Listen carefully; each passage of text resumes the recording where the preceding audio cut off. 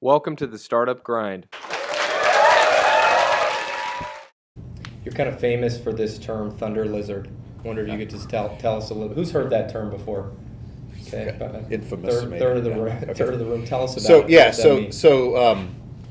one of the things when I was at business school, people would use sort of MBA sounding jargon, like and by the way, I mean no offense to Clay Christensen because he is a wonderful, awesome guy who I met 20 years ago, and he's awesome. Like how and will his you co-author is in the room right there. I James. mean, like how will you measure your life is my favorite book the last 5 years.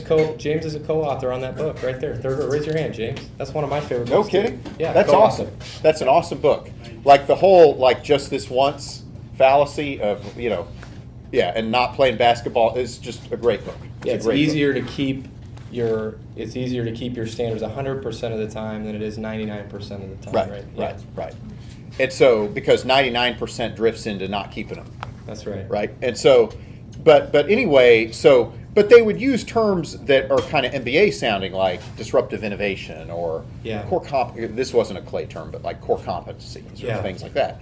And what I found was that a resonant term with entrepreneurs was this term thunder lizard. And thunder lizards, the metaphor comes from Godzilla. So Godzilla, the legend says, was hatched from radioactivated atomic eggs and swam across the ocean and started to destroy cities. Started to chomp on boats and started to chew on cars and throw train cars around like they were sausage links and breathe fire on buildings and swipe holes in things and all that stuff. And so I was like, sounds more like a VC, doesn't it? No, I was like, that's the metaphor of a disruptive startup. Like something, and by the way, it has to start with radioactive eggs, right? And so like my job is to figure out, are you coming from radioactive eggs or are you just doing a startup? It's a big difference. And so, and most people, if you're honest, are just doing a startup.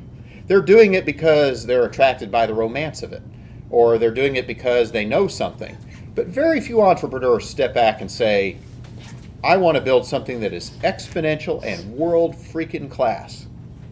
And there's no plan B, right? And those people have thunder lizard ambitions, and that's what I'm in it for. And by the way, I have nothing against entrepreneurs who do it the other way. It's just that's not what I'm in it for. And so I'm real clear about that.